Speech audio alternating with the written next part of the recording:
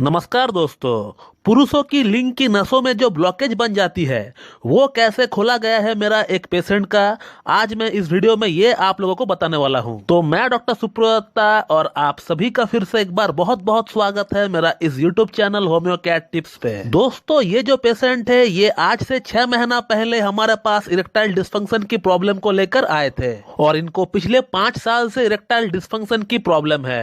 इनको लिंग में तनाव बिल्कुल भी नहीं आता है और इस पेशेंट का उम्र है 34 इयर्स और ये पेशेंट आज भी सिंगल है। इन्होंने अभी तक शादी नहीं किया है अपना इस प्रॉब्लम के लिए। और ये पेशेंट हमारे पास आने से पहले ढेरों डॉक्टरों के पास से होकर आए हैं। Online consultation, offline consultation, allopathic treatment, Ayurvedic, homeopathic सब कुछ ट्राई हो चुका है, मगर इनका जो प्रॉब्लम था वो वैसा का वैसा ही रहा। और फिर एट लास्ट जब इनको कहीं से भी कुछ फायदा नहीं मिला तो फिर इन्होंने जो है अपना बॉडी का फुल चेकअप कराना सही समझा और इनका रिपोर्ट में इनका कोलेस्ट्रॉल बढ़ा हुआ था, थोड़ा सा ट्राइग्लिसराइड बढ़ा हुआ था और इसी के साथ इन्होंने अपना लिंग की कलर डॉपलर का रिपोर्ट भी निकाला है जिसमें इनका लिंग की डॉर्सल नर्व में ब्लॉकेज पाई गई है and the blockage was more than 60%। 60% से ज्यादा की ब्लॉकेज निकल कर आई थी रिपोर्ट में। और हम लोगों ने इस केस को देखकर, इस रिपोर्ट को देखकर इनका केस को ना लेना सही समझा, क्योंकि हम लोग होम्योपैथी में हार्ट की ब्लॉकेज को बड़ी आसानी से खोल सकते हैं, लेकिन लिंग की नसों की जो ब्लॉकेज होती है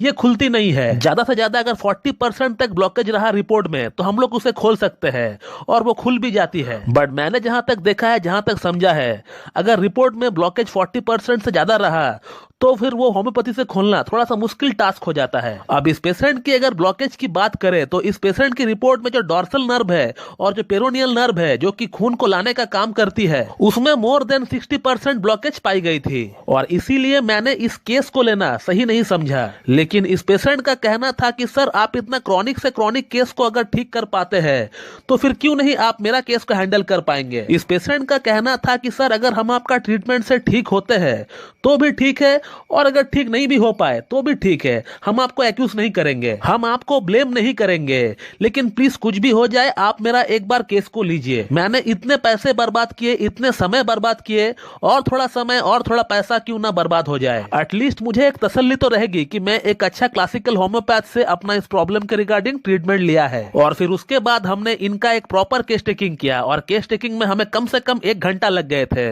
और फिर उसके बाद हमने इनका एंटी मायोस्मेटिक ट्रीटमेंट के साथ साथ इनको कॉन्स्टिट्यूशनल ट्रीटमेंट भी इनका स्टार्ट किए। एंटी मायोस्मेटिक दवा के तौर पर हमने इनको सल्फर देना सही समझा, सल्फर को 1 ml में देना सही समझा। और फिर इनका जो कॉन्स्टिट्यूशनल ड्रग निकला वो था बराइटा कार्ब और फिर बराइटा कार्ब को हम लोगों ने LM पोटेंसी 0/1 से स्टार्ट किए थे। और पहले 2 महीना में इस पेशेंट को हमारा ट्रीटमेंट से कोई खास फर्क नहीं पड़ा था एंड आफ्टर 2 मंथ्स मैंने इनको सल्फर 10 ml का एक सिंगल डोज दिया और फिर उसके बाद बराइटा कार्ब को हम लोगों ने जंपिंग पोटेंसी में देना स्टार्ट किए, यानी 5-5 का गैप देकर हम लोग बराइटा कार्ब को इनको देते रहे। लाइक बराइटा कार्ब 0/5, 0/10, 0/15, 0/20 ऐसे हम लोग बराइटा कार्ब को इनको देते रहे।